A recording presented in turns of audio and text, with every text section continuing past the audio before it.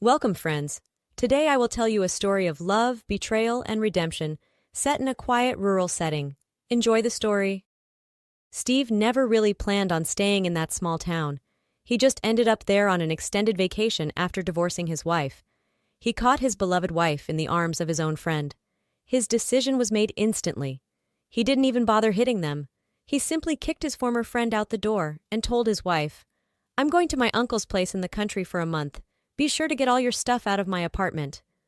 Hoping there wouldn't be any disagreements, he added, "Or else I'll air all your dirty laundry around town." His wife worked for the city government and was about to become a councilwoman.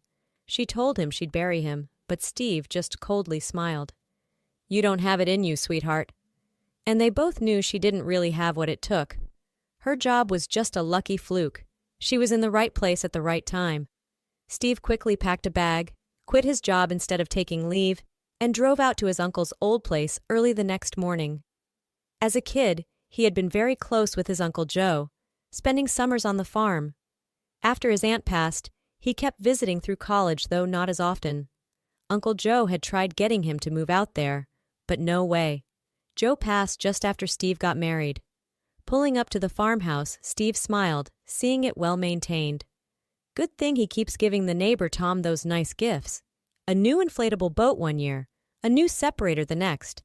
The place doesn't look abandoned at all. The grass is mowed, the fence is straight. This time Steve brought Tom a fancy new fishing rod, knowing an avid fisherman like Tom probably wouldn't splurge on something that nice himself. "Steve, is that you?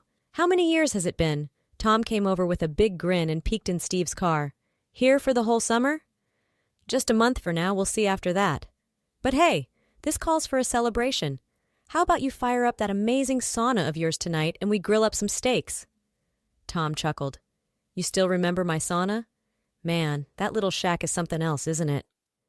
As Tom headed home, Steve called out, "Hey, Tom, wait up. I got a little something for you to say thanks for keeping an eye on the place." Tom waved him off. "Aw, come on, it's no trouble at all. Honestly, your gifts make me feel awful. They're too generous." "So you don't want this fishing rod, then?" Tom's jaw dropped, seeing the high-end rod. "This is the one I wanted. Steve, I don't know what to say. Thank you. I'll get that sauna fired up for tonight." An hour later, Tom's wife, Nina, stopped by with a casserole. "Thought you might need something to tide you over before you get the kitchen sorted out. And Steve, thanks for everything you do for Tom.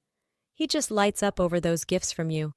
It gives him something to look forward to instead of, well, you know how he took the farm closing pretty hard."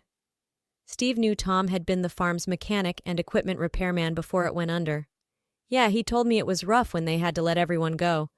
Thankfully, he had that little tractor repair business he could fall back on to make ends meet." Nina smiled. "Well, get ready. Tom's been working on some new bundles of branches for the sauna, special just for you." Steve feigned terror. "Nina, tell me where to hide." 4 years later, Steve's farm business was thriving beyond his wildest dreams, if it wasn't for one persistent thorn in his side. Her name was Allison. She was a former farmhand. He was smitten with her. They had dated for a while, but when he proposed, she simply said, "I'll think about it. Don't rush me." He was flabbergasted. After 4 years, a proposal wasn't rushed, right? Weren't they a little old to be taking things that slow at their age? Today, Steve was determined to revisit the subject with Allison, who had seemed pensive lately. What was holding her back? He and her son Brandon had an excellent relationship. Pulling up to the barn, Steve saw a stray cat and felt that familiar surge of annoyance. These cats were such a nuisance, showing up from the nearby suburbs every fall when people cruelly abandoned them. Despite him telling the farmhands repeatedly to stop feeding them, they created a regular junk pile where they left food scraps. Once, a cat had even fallen into a vat of perfectly good milk, ruining the whole batch. Steve had blown his top and warned them all.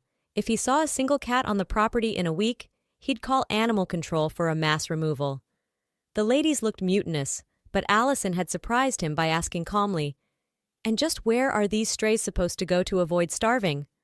"I don't know, and I don't care," he had snapped. "All I know is they're making this place into a health hazard." Oddly, the cat population did decline dramatically after that, and before long, there were no strays left. Until today's new arrival, that is. Steve was about to get out and investigate when he spotted Allison hurrying off in the distance, acting furtive, and frequently glancing around as if she didn't want to be seen. A horrible thought crossed his mind. Was she having an affair? Memories of catching his ex with his friend came flooding back. No, Allison didn't seem the type. Steve sighed. Of course, he had thought his ex-wife wasn't that type either.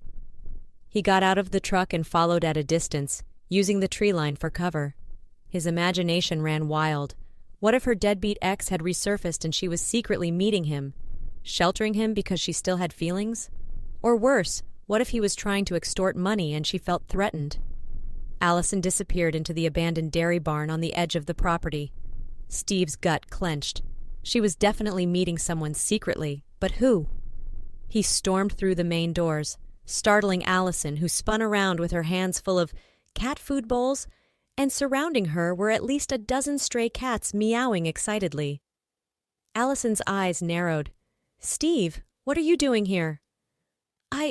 I saw you coming over here sneaking around and I thought—" He trailed off, embarrassed. "You thought what? That I was up to no good behind your back?"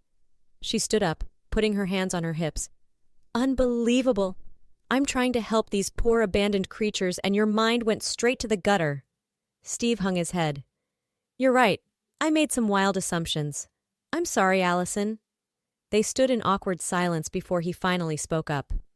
"Listen, instead of you having to sneak around, why don't we convert this place into an actual cat shelter? Tom can help get it fixed up, the farm can supply food and supplies, and we can adopt them out through the animal shelter." Allison's stern expression softened as she considered his proposal.